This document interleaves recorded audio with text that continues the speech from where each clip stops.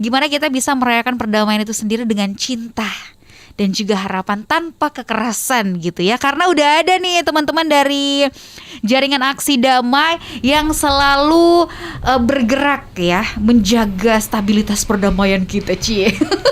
Kalah-kalah PBB ini. Oke, nah sebelum kita membahas soal apa sih yang teman-teman lakukan menyambut Hari Perdamaian Internasional di tahun ini, saya yakin teman-teman pasti punya campaign yang digerakkan. Tapi saya pengen tahu dulu dari ICJ, dari Barani dan juga Perdik sendiri kan memang punya gerakannya masing-masing, punya fokusnya masing-masing.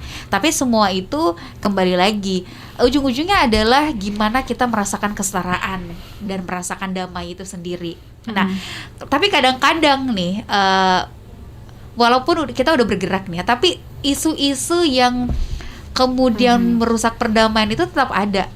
Nah, biasanya apa nih yang memicu itu terjadi? Khususnya kita di Kota Makassar nih, Kak Warida. Ya, kan kalau misalnya terkait dengan pemicu, Makassar ini kan Makassar yang kota metropolitan ya. Tentu di situ sangat banyak suku, agama, ras dan kelompok-kelompok sosial yang memiliki yang berbeda-beda. Nah, biasanya kekerasan atau perbedaan ataupun konflik tadi yang istilahnya kita itu biasanya kita mengistilahkan sih sebenarnya keberagaman sosial ya. Nah, itu biasanya kalau dipicu sedikit itu saja biasanya langsung terbakar begitu ya. Nah, yang banyak muncul itu kan kalau Makassar biasanya kalau kita lihat di beberapa wilayah di Kota Makassar itu misalnya ada tawuran antar kelompok, antar pemuda. Itu sangat sering biasa kita lihat itu yang satu. Nanti secara teknis apa yang kita lakukan, ICJ lakukan, itu nanti teman-teman Barani yang akan menjelaskan karena Barani ini punya program tersendiri terkait merespon kasus-kasus kekerasan dan bagaimana menciptakan ruang ekspresi bagi pemuda-pemuda. Termasuk itu tadi karena rupanya setelah berdiskusi berbagai macam beberapa kali, salah satu penyebab terjadinya kekerasan itu, perkelahian kelompok itu kurangnya ruang ekspresi bagi para pemuda tersebut. Nah, itu salah satu secara teknis nanti disampaikan teman-teman Barani khususnya pada Kakak Saiful. Yang lain yang banyak kita lihat ya yang teman-teman lakukan bahwa misalnya tadi ada kelompok-kelompok dari kita misalnya teman-teman kita difabel itu banyak menjadi korban bully misalnya. Kemudian ada juga kasus-kasus lebih spesifik misalnya kasus-kasus perempuan dan anak yang itu biasa menimbulkan berbagai macam kekerasan yang memicu terus kepada akses publik misalnya itu biasanya juga memicu timbulnya kekerasan. Nah, ini biasanya karena Makassar ini kan kota yang beragam orang ya, beragam orang yang masuk, gampang sekali biasanya dipicu. Nah, kita berharap di Jaringan Aksi Damai ini yang diisi kaum muda ini bisa melahirkan ide-ide, gagasan-gagasan untuk lebih membuat Makassar menjadi kota yang lebih toleran karena sangat sejalan dengan visi wali kota sebenarnya menjadikan Makassar ini menjadi kota yang lebih toleran terhadap semua. Nah, saya kira ini adalah nilai-nilai universal yang harus kita bangun bersama, harus kita pedomani bersama bagaimana menciptakan ruang itu sehingga tidak ada kelompok-kelompok sosial di masyarakat kita itu misalnya menjadi minoritas misalnya, selalu menjadi korban misalnya dan seterusnya. Nah, apa yang kita lakukan nanti teman-teman lebih teknis menyampaikan. Berarti salah satu yang terkadang atau bahkan sering memicu konflik terjadi dan berujung pada kekerasan itu tadi kurangnya ruang ekspresi, kurangnya toleransi antara kita bermasyarakat begitu ya, bahkan kekerasan terkadang terjadi di dalam rumah. Iya, benar. Begitu. Nah, ini juga kah yang diangkat kemarin dalam survei yang dilakukan oleh ICJ? Iya, jadi hasilnya seperti apa? Iya, jadi sebenarnya ruang ekspresi itu saat ini sudah ada beberapa menurut hasil survei itu, tapi karena kan dunia kita sekarang ini lebih banyak pada peralihannya. Misalnya sekarang itu kalau dulu kan lebih banyak manual, sekarang kan lebih banyak online, memakai digital itu ya, memakai platform medsos dan seterusnya. Nah, banyak sekarang platform-platform begitu yang ada ya, yang dipergunakan oleh teman-teman kaum muda.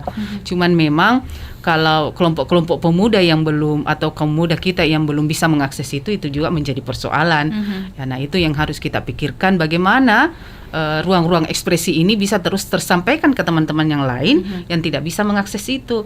Nah, bagaimana, apa yang harus kita lakukan bagi teman-teman pemuda yang tidak bisa mengakses media-media sosial seperti itu? Nah, ini yang juga menjadi persoalan kan begitu. Nah, kira-kira selain itu persoalannya, apa yang telah dilakukan pemerintah misalnya untuk mengurangi atau meminimalkan kasus-kasus itu? Nah, itu juga yang penting kita lakukan. Nah, jaringan aksi damai ini menjadi salah satu jembatan kita mengkampanyekan itu supaya persoalan-persoalan ini bisa diminimalkan. Nah, hadirlah ini anak-anak muda yang gagah dan tampang. Begitu ya? Ya. Gitu. Coba mana suaranya anak muda tampang? Nah, di Barani sendiri merespon adanya kurangnya ruang ekspresi bagi anak milenial khususnya, makanya mereka terkadang larinya ke jalan, kan di jalan, bikin apa namanya itu balapan Makassar Street Fighter. Ya, itu yang terakhir kan yang viral itu. Respon dari Barani seperti apa? Adakah langkah advokasi atau misalnya sosialisasi turun langsung deh ke anak-anak muda itu, atau seperti apa? Ya, jadi kan ini Kak, untuk mewujudkan kolaboratif governance ya, yang ada di Kota Makassar, di mana melibatkan pemerintah kota, teman-teman CSO kayak Forum Barani ini, Aliansi Perdamaian dan Jalin Harmoni, teman-teman media dan sektor swasta, untuk kita bersama-sama Kak menyelesaikan masalah sebenarnya bersama-sama. Salah satu indikatornya itu Kak, bagaimana intensitas kekerasan yang meningkat yang ada di Kota Makassar, khususnya bagi generasi muda. Saya mau berbicara begini Kak, kita selalu menyelesaikan masalah dengan kekerasan, tidak dengan menggunakan apa istilah saya bilang tudah si pulung. Kita duduk-duduk bagaimana mencari solusi, apa ini masalahnya. Yang itu yang pertama. Yang kedua, rencananya sih Forum Barani akan melakukan 2 kelurahan piloting Kak. Dua kelurahan piloting ini sudah kita workshopkan bersama dengan pemerintah kota, teman-teman media, teman-teman sektor swasta dan termasuk Forum Barani ini Kak. Jadi kita ada 2 kelurahan piloting yang akan kita luncurkan, yaitu Kelurahan Balang Baru, Kecamatan Tamalate dan Kelurahan Sambung Jawa yang ada di Kelurahan Mariso. Yang akan kita lakukan situ Kak, bagaimana kita melakukan dulu identifikasi pemuda-pemuda, melibatkan kan ada tiap kelurahan kan ada Karang Taruna, ada remaja masjid, pengurus gereja dan komunitas pemuda yang lainnya. Jadi yang akan kita lakukan di situ yang pertama itu pengembangan kapasitas dan pembentukan jejaring antar kelompok pemuda. Kan biasanya kita pemuda-pemuda Kak masih ada kota-kota antara kita. Bagaimana kita mengembangkan jejaring kita bersama-sama. Itu satu. Yang kedua, penyamaan persepsi dan strategi. Bagaimana kita menyamakan persepsi terkait dengan keberagaman sosial yang ada di generasi muda di Kota Makassar Kak. Yang ketiga itu mendorong kebijakan untuk promosi keberagaman sosial. Kita bersama-sama nanti mengadvokasi sebuah kebijakan yang dimana kita berharap pemerintah Kota Makassar bersama kita membuat sebuah kebijakan terkait dengan layanan di 2 kelurahan ini khusus yang melibatkan pemuda. Bagaimana pemuda berpartisipasi Kak dalam setiap kegiatan atau pembangunan yang ada di 2 kelurahan ini. Itu Kak. Jadi 2 kelurahan piloting ini nanti yang akan istilahnya jadi pilot project dulu. Iya Kak. Percontohan. Karena ingat kalau Balang Baru nih agak-agak ini ya anak mudanya ya. Betul Kak. Saya tambahkan Kak, penentuan 2 kelurahan ini sudah melewati berbagai diskusi yang cukup. Berarti ada hasil survei juga yang karena kalau kita lihat di Makassar itu kan banyak titik-titik itu. Nah, kita ini memilih yang kita punya punya sumber daya ke situ, punya juga keterlibatan masyarakat yang cukup bagus, punya kepedulian pemerintah juga cukup bagus bisa ini. Jadi itu dasar-dasarnya, ada alasan-alasannya memilih itu. Oke. Jadi kami berharap Kak kalau misalnya 2 kelurahan ini sukses kan bisa direplikasi di tempat lain. 153 kelurahan yang ada di Kota Makassar. Ya, untuk menuju Makassar yang toleran ya. Salah satu visi Pak Mbak Dani? Wali itu bagaimana menciptakan Makassar yang inklusif. Ya. Salah satu visi ya ada yang kita berharap juga teman-teman dari Perdik, kan salah satu anggota Forum Barani ini Perdik Kak. Perdik, oke. Bagaimana dia bisa bagaimana terkait dengan inklusif, isu-isu inklusi masuk ke dalam 2 piloting kita ini. Oke, kalau dari Perdik sendiri seperti apa, Kak Rahman? Ya kalau kami sih ruang ini cukup penting ya untuk ajang sosialisasi dan mewujudkan Makassar inklusif itu sendiri. Karena kan memang wacana secara nasional kan 2030. Iya. Tetapi kita mencoba saya atau beberapa teman-teman mencoba isu ini kita masuk lewat anak muda. Karena mereka adalah generasi-generasi selanjutnya untuk menjaga perdamaian yang ada di kota kita yang kita cintai ini kan. Dan karena kan memang kalau kami melihat bahwa kalau kami tidak terlibat dalam gerakan ini untuk masuk ke anak muda, mindset manusia itu agak sulit dirubah dari kalangan yang saat ini. Iya. Nah, makanya dari sekarang lah kami di Perdik masuk untuk mendorong merubah pola mindset berpikir anak muda, bagaimana keberadaan bahwa ada anak-anak muda disabilitas atau difabel yang ada di luar sana yang ingin bersama-sama untuk berinteraksi tanpa ada skat atau istilahnya bully atau apa yang membuat orang bagaimana. Di situ yang kami lihat. Dan sebenarnya kan karena Makassar ini sudah mengikrarkan dari dulu tentang kota layak anak, kota toleran, kota inklusif. Karena ini semua adalah indikator penilaian bagi kota yang menuju kota dunia.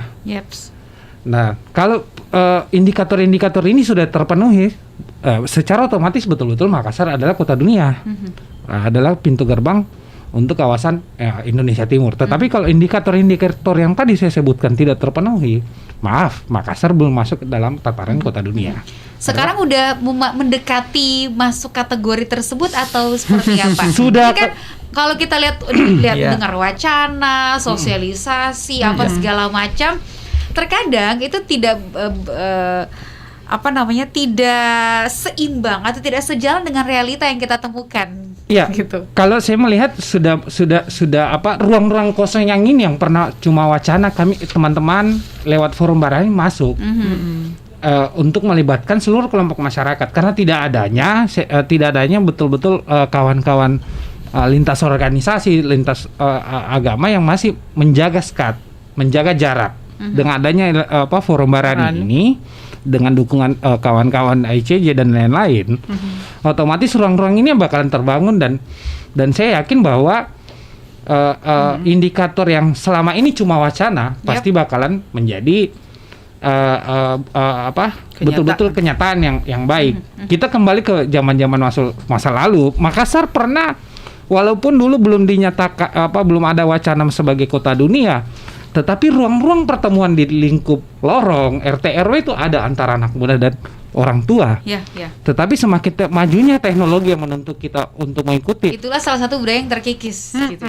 Budaya itulah yang terkikis. Bagaimana caranya kita dengan teknologi tetap budaya-budaya itu kita bangkitkan kembali, terbangun kembali. Karena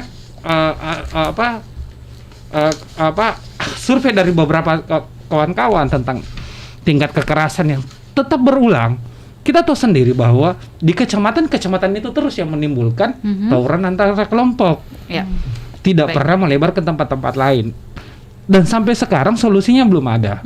Dan makanya teman-teman di Forum Barani dengan dukungan ICJ, kita sudah berapa kali melakukan diskusi dengan Pemda melalui Dinas Kepemudaan Olahraga, Dinas Kesatuan Bangsa dan Politik.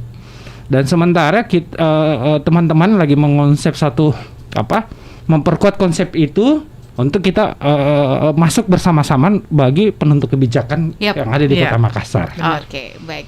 Luar biasa perbincangan kita malam hari ini ya. Iya. Saya juga tercerahkan nih ya. Tapi kita akan kembali melanjutkan ini setelah jeda. Smart Listener, jangan kemana-mana.